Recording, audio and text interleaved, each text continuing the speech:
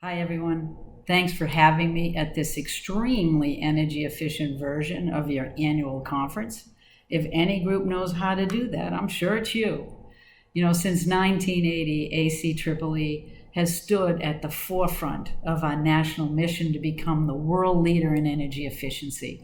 For those 4 decades, our economy's grown 10 times faster than our energy use, making our homes healthier, more comfortable, and more affordable places to live, giving our economy a leg up in the global marketplace, creating millions of good-paying American jobs, helping to cut the carbon pollution that's driving the global climate crisis, as well as quantifying these gains through data-filled reports that inform all our work. What an impressive record of achievement, with the promise of many more gains to come, because the supply of energy efficiency is limitless. It's bounded only by our willingness to look harder and to use the power of our collective imagination together. That's why we should be all sort of hanging out, sipping wine, and celebrating together. But that happens in normal times, and there's nothing normal about these times. In every corner of this country, every city, county, and town, there's an epic national reckoning that's taking place over the urgent need for racial justice, for equity, and for economic opportunity. And in more than 2,000 places all across the country, millions and millions of people have taken to the streets to demand an end the systemic racism and the structural inequality that have burned for centuries at our nation's core. This is not some passing moment, and it shouldn't be. We're living through historic times that will change us as a nation for all time if we work hard, and we have to work hard. And all of us who are connected here have a vital role to play, because energy efficiency can be a force to advance equity and justice. It can help us build a healthier tomorrow, especially for Black communities and other people of color, and for those living in poverty, because they are always the hardest hit by the impacts of pollution. It can open up economic opportunities because it has the power to make housing both affordable and to create jobs in every community in America. It can be a force for environmental and climate justice by reducing our reliance on dirty power sources while we transition to a clean energy economy. And we can make energy efficiency happen. We know how to deliver it in ways that advance smart, fair housing policies, in ways that build and bring job opportunities, and so much more. Energy efficiency can, if we're smart, help fuel broader efforts to change some of the most long-standing institutional and structural inequalities that our country just cannot afford to tolerate any longer. Look, I don't have to tell you how badly our country has dropped the ball on the coronavirus pandemic, or the price we're all paying for our failure to act. More than 165,000 Americans have died. More than 16 million are out of work. And as many as 30 million people could be evicted from their homes.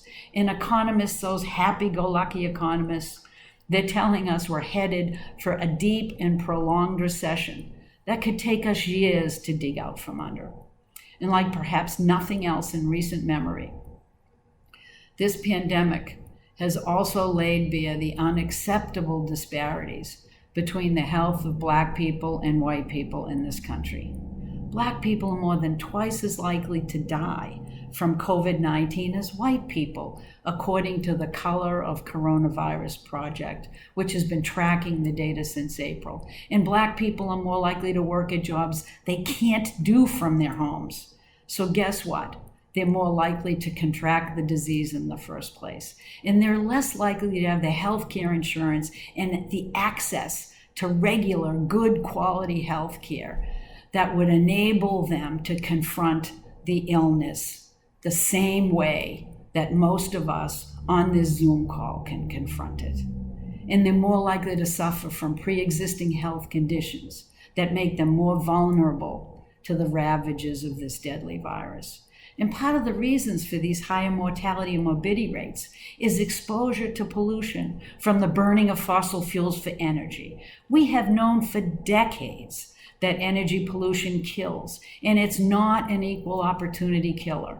Air pollution causes and aggravates lung and cardiovascular diseases. It weakens immune systems, and it causes other illnesses that make it harder to resist the virus. And we also know that people of color, Indigenous people, Latino people, and other people of color pay such a dear price in terms of their health when homes aren't properly insulated, when moist air breeds mold, and when they're forced to pay such a high percentage of their monthly earnings just to heat and light their homes that many people simply can't afford. And they don't get the health care they need, and they don't put food on their tables as a result. But energy efficiency really can help, but it's only going to be as helpful as it needs to be if it's available to everyone, including those most in need.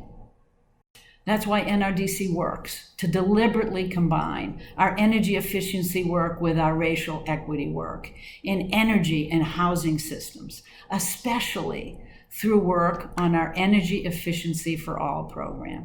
Through this project, we work alongside national partners like Elevate Energy, the Energy Foundation, and the National Housing Trust, as well as partners across 13 different states. That's how we help to unite people from diverse sectors and homes to bring energy efficiency and water efficiency to multifamily affordable housing, low-income communities, and people of color. Through this work, we're helping people in underinvested communities to benefit from the health, environmental, and economic savings that come from energy and water efficiency. For example, we work alongside community groups to make sure they have a meaningful voice in energy decisions that affect their communities. We promote energy efficiency investments in affordable multifamily housing in low-income communities, and we work to ensure the use of non-toxic building materials in home improvements. This work is hard, but it matters. It saves lives, and that's why it needs to be available to everyone. But that means funding. Sufficient funding to make up for decades of neglect that has resulted in so many buildings in low-income communities falling into disrepair. It requires programs designed with the input of people who live in these communities. And we need to make sure that we have their voices heard so we're providing what they truly need. And it has to be delivered by people who live in the neighborhoods. If we ever hope to ensure that communities see the benefits from the job opportunities that come with these investments, we should no longer tolerate a situation where some communities or some states or regions in our country are advantaged by the benefits of energy efficiency while large swaths of society are left behind. We need energy efficiency, not for a few. We need energy efficiency for all. You know, as we know, one of the broadest, most pernicious, and most damaging measures of racial inequality in this country have been and remain the economic opportunity gap. How can you possibly prepare a person for economic opportunity in a complex modern society unless they have a roof over their heads, access to nutritious food? How about clean air to breathe and clean water to drink, or green spaces to run around in a good school for their kids to attend, a doctor to see when they need one, and resources to get some job training or to go to college? Did you know that the average Black family in America has a net wealth totaling just $17,000? 1/10 of the wealth of the average white family. Maybe you didn't know this exact number, but I guess it's not surprising to you. But it is shameful and unsettling, and it's unfair, and it has to change. And while that will take a lot of work, I firmly believe that energy efficiency can help drive that change. Before the pandemic hit, the energy efficiency industry employed more than 2.6 million people who are going to work every day, helping us to become more efficient in our cars, workplaces, and homes. And these jobs are growing twice as fast as the job growth overall. But then the pandemic hit, and more than 400,000 of these energy efficiency jobs have disappeared, throwing people out of work across the country in every state. And these people need urgent relief. So as we look to get our economy back on its feet, let's make sure we fight for a recovery that's strong, durable, and broad-based. That means one that invests in energy efficiency and clean energy. That's an investment that will continue to pay big dividends in so many ways.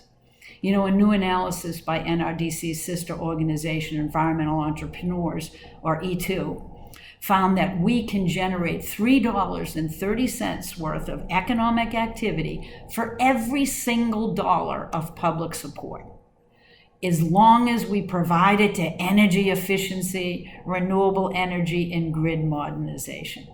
$100 billion federal investments in clean energy creates more than 860,000 jobs, mostly in efficiency, renewable energy, and grid modernization. These are good paying jobs for electricians, for carpenters, for steel workers, for insulation installers, for engineers, and for others in every community in our country. And it can mean cost savings for companies across every sector who really need to cut costs in order to survive. This country spends $1.3 trillion every year on energy. That's nearly $4,000 per person. So if we cut energy consumption 10%, we can save $130 billion a year. That's money that keeps our assembly lines humming and our workers on the job. It helps our schools and hospitals find ways to cope in tough times. It keeps our mom and pop stores open. It can free up funds so cash-strapped state and local governments can provide the essential services and protect our safety and our health. And it can help bring down the cost to the most vulnerable communities who are hit the hardest by this pandemic and simply don't have the wherewithal to cope with it. They cannot cope and be resilient the way that most of us on this call enjoy. You know, if we tailor energy efficiency assistance right and implement it correctly and link it to job training and direct it to where it's needed most, we're going to create hundreds of thousands of jobs. We're going to help get our economy back on its feet, all the while bringing economic opportunity to the people who need it most. And at the same time, we'll be taking a huge step forward to confront our climate crisis. I know we've already talked about the ways that fossil fuel production and pollution inflict disproportionate harm on communities of color. Well, these same communities spend a larger share of their earnings to pay for the energy they need to cool their homes in summer, warm them in winter, and keep the lights on year-round. And it is these very same people who are most likely to live on the front lines of climate harm, where they bear a disproportionate share of the burden from rising seas, withering drought, blistering heat, raging storms, floods, and fires. So if we want to invest in climate solutions that can really make a difference now, well, think energy efficiency. It's the fastest and cheapest way to cut our carbon footprint. Science tells us, you remember science, that if we want to have a fighting chance to avoid the worst impacts of climate catastrophe, we have to cut the carbon pollution from burning fossil fuels in half by 2030. And we have to eliminate or offset the rest by 2050. We have to move fast. We have no choice. We have to do this. And we're gonna do it. Not because we care about the planet, because we care about our family's health and our kids' future. Climate solutions like energy efficiency keep our families healthier. They make our communities more prosperous and our country more secure. And it helps to build a more just and equitable society. So what the heck are we waiting for? Well, at NRDC, we're doing the analysis to show exactly how we get there through smart, substantial investments in a clean energy economy. Specifically, 3 fundamental paths. The first, electric vehicles and charging stations. Second, clean, renewable energy from wind and solar. And third, a smart, reliable national electric grid wedded to a modern energy storage system. But at the foundation of each pathway is, guess what?